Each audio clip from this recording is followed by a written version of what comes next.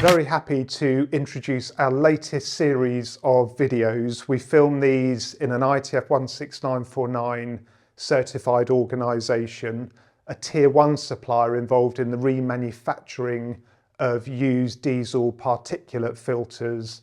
With an ever-increasing focus on the environment and sustainability, remanufacturing in the automotive sector is continuing to increase.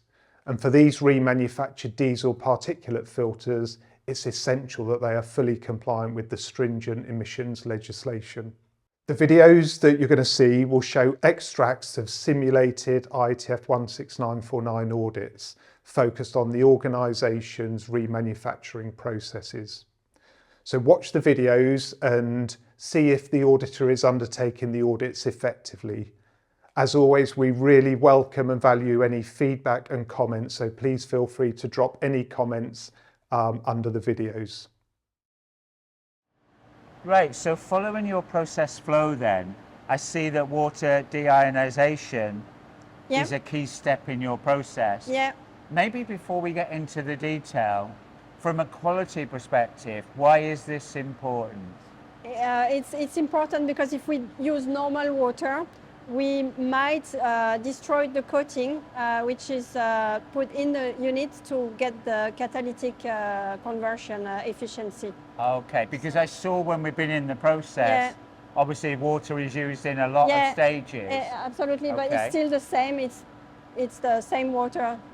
So I'll follow the trail through then and look at the maintenance of this. No problem. I saw in the FMEA that one of the risks is conductivity not meeting the specification. Yeah, that's what monitoring is there of that parameter? Who's responsible? So that's again internal. Is dealt internally by the maintenance. The maintenance, okay. And we measure it continuously, and if there is anything abnormal, we would have an alarm saying that something is happening. So we would stop processing of. So if I take the asset numbers, is that the best way of tracking the calibration and the maintenance? Yeah, you could track it. So let me just take the number PM113, PM045 and NP34. So I'll follow that audit trail through then. With the maintenance. From a quality perspective, have there been any quality related problems because of deionized water? Not that I know, no. Again, maybe we can check that when we go back to the office. I know your quality performance is very good, but we'll have a look at that when we go back to the office. Okay, thank you for that explanation. You're welcome. In this audit, the auditor is auditing the process of utility management.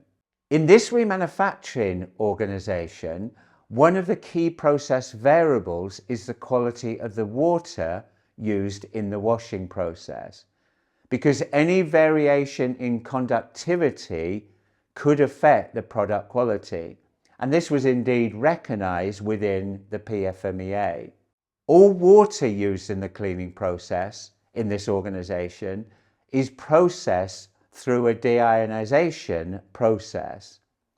The auditor followed the audit trail from production area into where the equipment was housed and questioned how the maintenance of the equipment was planned and undertaken.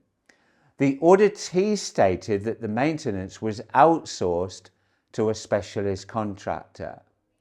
In many companies, contractors are used to support the maintenance process.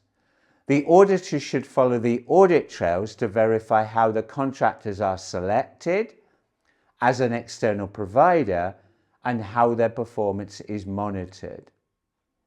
Also, there is the opportunity to follow audit trails to the contingency plan, as if the water treatment plant had a breakdown, this could cause a risk to the continuity of supply. The response to any breakdown and the availability of key replacement parts could be included in the contingency plan or linked to it. In accordance with the automotive process approach, the auditor, before auditing the process, should have reviewed any external or internal concerns related to water quality, and also review had there been any customer disruptions because of an interruption in supply of the water for the process. So let's summarize. When auditing IATF 16949, as well as auditing the process of maintenance of equipment, maintenance of the key utility equipment used in the process should also be included in the audit scope, because particularly if any of this equipment fails, it could result in either external quality issues or a disruption in supply. During an audit, there are many opportunities to follow audit trails. An example in this video is following the audit trail to verify the effectiveness of the contingency plan.